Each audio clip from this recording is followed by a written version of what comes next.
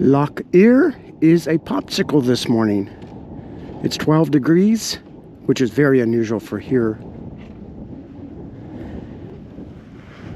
A little over 2 years ago, I was having a conversation with a evangelical pastor friend of mine, and we were talking about COVID, I think. But anyway, it came up about the COVID vaccine, which had just come out, and I asked him if he was going to get vaccinated. He started talking about all these terrible side effects, and it doesn't work, and I don't know where his information was coming from. So I said something I would often say in the world I've lived in, the scientific world. I said, but what does the science say? And to my surprise, he started to belly laugh and said, science? Science is from the devil. Science is what gave us abortions. There's an issue of factual truth in the Christian culture, and that's one of the reasons that so many people have left. Let's go have a conversation about it. Follow me.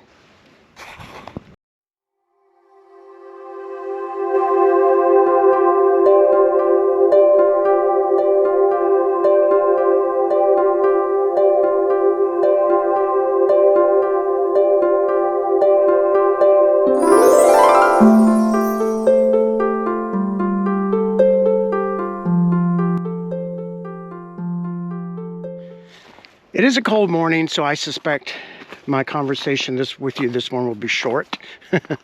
One of the side effects of having cancer and some of the things I've gone through, I have very low tolerance for cold, and I may pace the whole time I'm talking. So I've been discussing different issues of why people have left Christianity. And if you boil down the issues that's raised in studies, why have you left the church? Why have you left Christianity?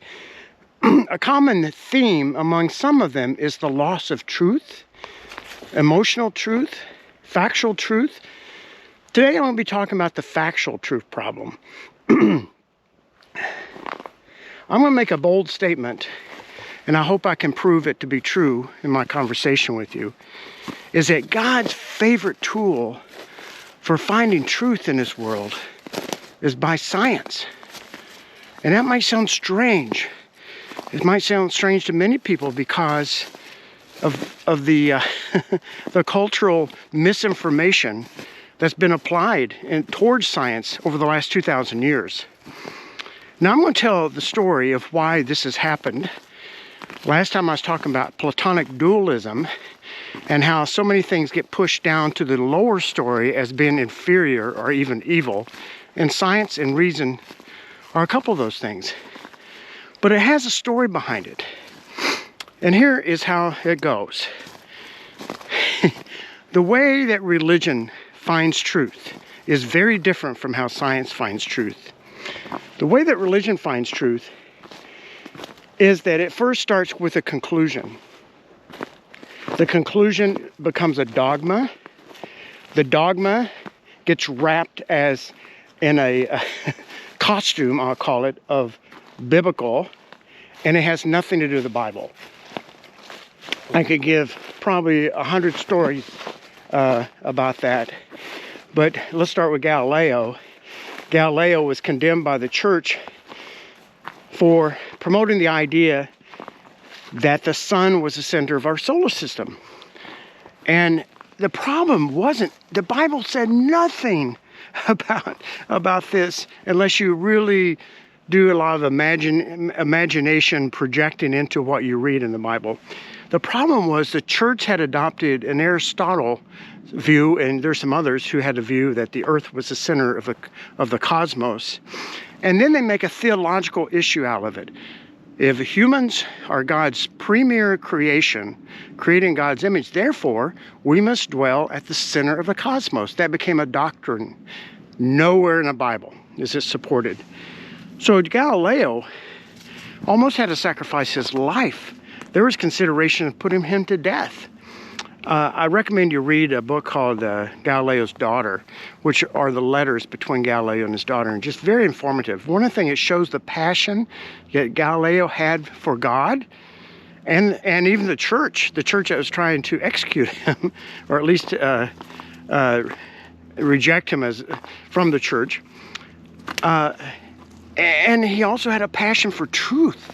Not a passion for some scientific agenda, you know, that Satan wants this agenda to destroy the church. It was his passion for honest, factual truth that got him in trouble. Well, I'm going to come forward and to illustrate this in modern days. Now, I talk about this a lot, what I'm getting ready to say, and there's many, many, many things that I could have picked. But the young Earth creationists are a good case study. And let me show you what happens. So, the young Earth creationists, and I could go back in the history of this, going back 100 years, more than 100 years, of how literalism became part of the fundamentalist church view. The young Earth creationists say the Earth is 6,300 years old. What's that based on? The Bible says absolutely nothing about the age of the Earth. It comes from a Bishop Ussher in the 17th century, who the Archbishop wanted him to try to figure out the age of the Earth, and he did. And he put a date on it. He put an exact day, I believe, and even suggests that he would know the hour of the day if he had more time to figure this out. Excuse me. So this became part of the church culture. The Earth is 6,300 years old. It became a dogma. I left my last church when I was told I wasn't a Christian because I did not believe the Earth was 6,000 years old. So it's a very important issue to many, many people. So they established this as a, quote, factual truth that the Earth is 6,300 years old. They have zero evidence, zero biblical evidence, and zero evidence in the empirical world that we live in. Now, I really like geology and anthropology and archaeology. To show you how much I like geology, I was up almost the entire night watching seismic graphs from Iceland, as I knew there was a volcano getting ready to erupt. I was there in June and hiked the same area and visited this town, Grindavik, which is being destroyed as I speak. But I've had a passion for these things. And also I've spent probably 30, 40, 50 hours listening to young Earth creationists in the last year, as well as, of course, I listen to mainstream scientists. I can tell you with profound confidence, there is zero evidence in the real world to support an idea that the Earth is just 6,300 years old. None. Now, the young Earth creationists have a problem then, because they've made it a foundational dogma. You must believe this. Matter of fact, they have all their staff sign a contract, like at Answers in Genesis, Institute of Creation Research, that they will always uphold the idea that the Earth is 6,300 years old. And it's a dogma. So they start not with a hypothesis, but with a conclusion. They start with a conclusion that the Earth is that young, and therefore they have no evidence. So what do? You're only left with a few things, and that is to lie, misrepresent data, falsify data. The young Earth creationists are known in the scientific world as liars. Christians who are liars. Christians who are fakers. So, do you understand how that translates to people who've lost interest in the Christian culture? So then they have no evidence, but the other side has overwhelming evidence for over 200 years. So then they come up with conspiracy theories, and I've heard these over and over, that the reason that the scientists have come up with an old Earth is because this is honest truth. The guy that was very influential in my life as a high school student, who got me involved with the evangelical movement, told me that these scientists want to have sex with their girlfriends, so therefore that's the reason they don't want to believe in God, and therefore they want to create evolution to explain how we got here. Therefore they want a very, very old Earth to give enough time for evolution to occur. And so that's a conspiracy theory, a nonsensical conspiracy theory. So they come up with these conspiracy theories. The scientists have an agenda, and they project their own bias onto the scientists. And they say scientists, they make money by saying the Earth is very, very old. They become famous by saying the Earth is very, very old when there's no evidence. That is the best theological term I can think of to describe those statements. It's just bullshit.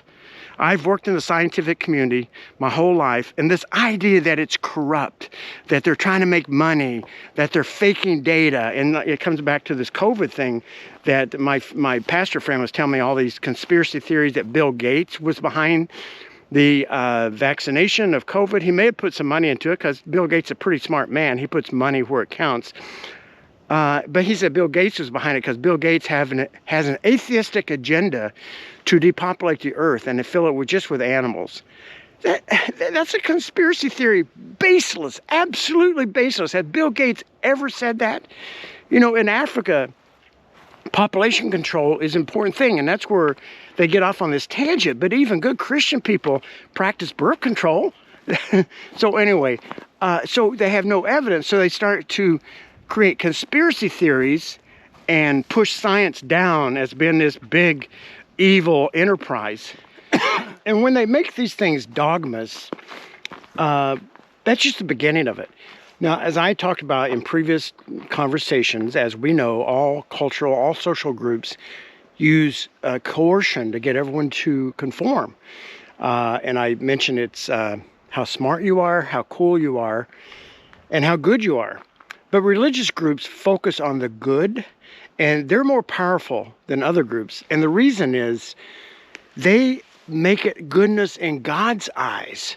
So I invite you to go to like Answers in Genesis and listen to some of their lectures, Ken Ham or some of the others, and listen for the moral language they use. So they start out talking about science, supposedly, and talking about the evidence for a young Earth, which is usually misinformation. I hate to use the word lies, but anyway, and then follow them, and soon they get into moral language. And here's the moral language. Are you going to believe the young Earth, or they don't say dogma, are you going to believe the Earth is 6,300 years old? Are you going to be in Satan's side and believe that the Earth is very, very old? The humanistic scientists who want to destroy the church. Are you that kind of person, that immoral person that would do that?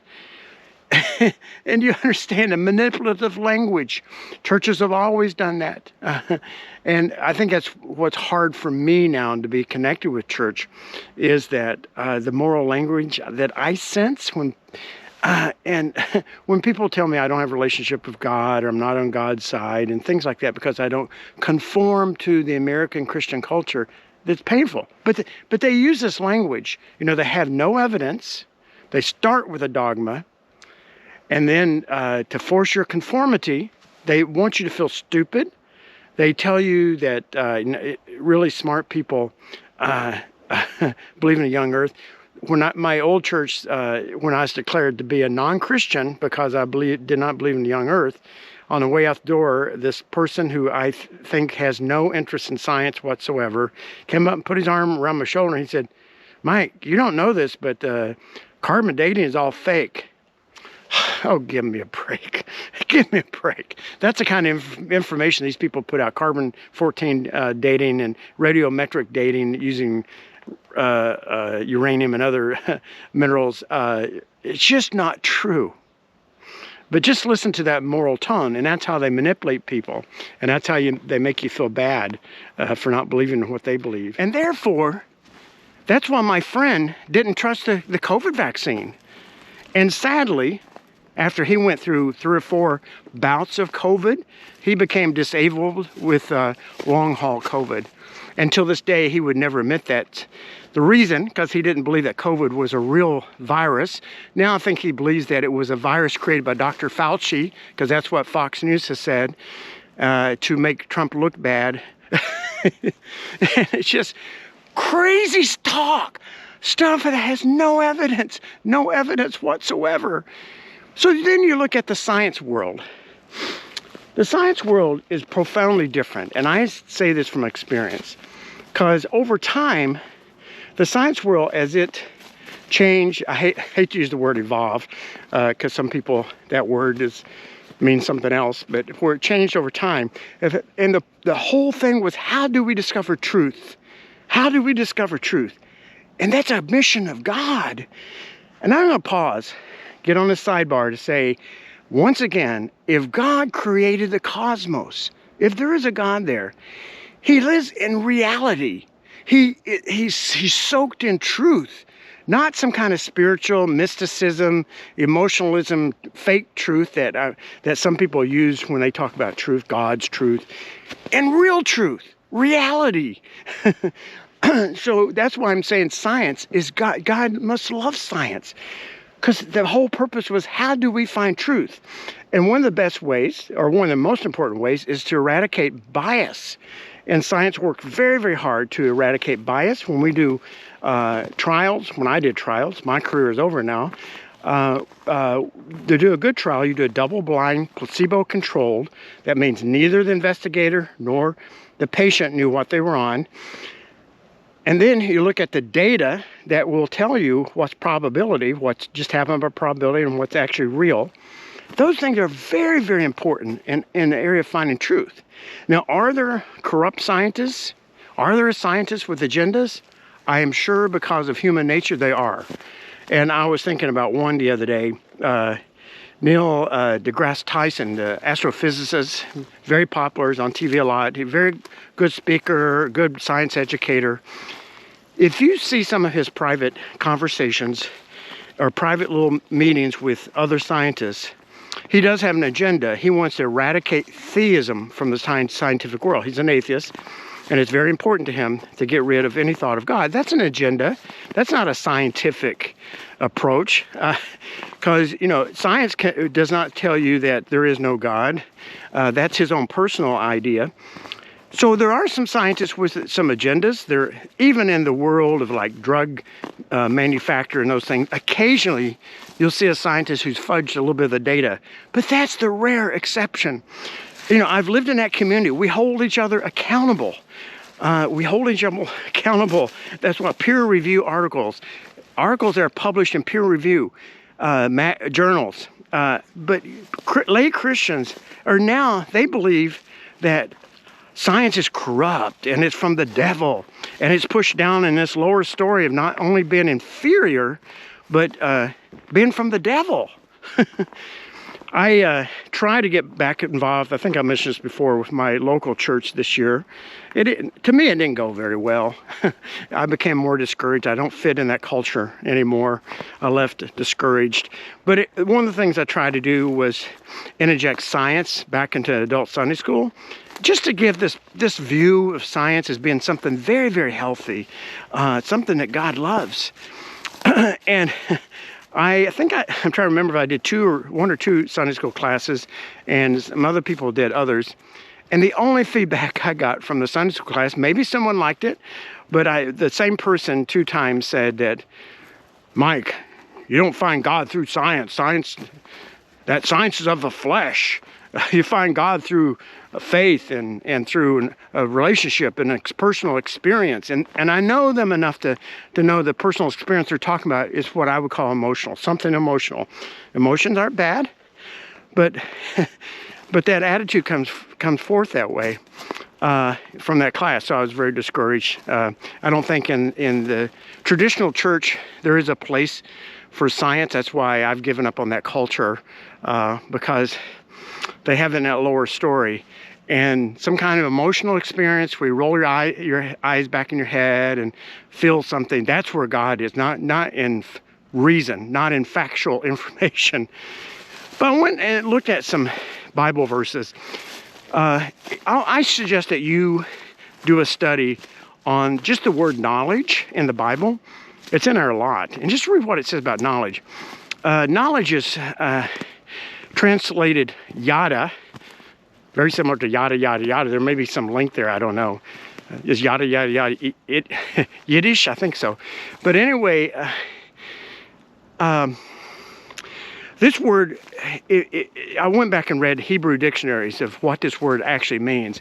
And it means to have knowledge or information in your brain that's brought out by experience. So that's the same word that's used when Adam knew Eve, meaning sexual relationships. It meant that they had an experience to confirm this information about each other. But so that's what science is. Science is knowledge based on experience. Experience is interaction with the empirical world. It's not a Gnostic information. Gnostic is where information comes in a mystical way straight from God into your heart. It's interaction with the real world. The scientific method is what we call it. And that's simply, you got to erase all these connotations that go with that word science as being something of the flesh, something of the devil. It's something from God. God loves truth. And the best way you find truth is through experience, not mystical experience, because the emotions are very dishonest. I said last time how the Bible says the heart is more deceitful than all things. That's the emotions. But through experience, with data, and I don't mean, it doesn't have to be scientific data. We all use data. You know, when we drive a car, when we do anything, we're using data to figure out what truth is. And again, I'll say 99% of our lives we spend in science and data. You know, every time we eat, can we trust the food? Every time we cook, do we know how to cook? Do we know how to follow a recipe? All this is scientific data that we follow. There's another word in the Bible that actually in modern Hebrew, when they use the word science, it's the word mada. So there's yada and mada, and I don't know how those two words interact. I don't know Hebrew. I do know Arabic somewhat, and I know these nouns and verbs, when they're similar spelled, they have similar meaning, well, just like in English. I think it's, yeah, I had if I can find it, I had one example in Daniel. You have to take my word for it. I wrote it down on a piece of paper. I don't know what oh, here it is. One verse in Daniel where it actually uses the word mada, which means the exact same word as science when Hebrew is translated in modern days. It's from Daniel 1:17.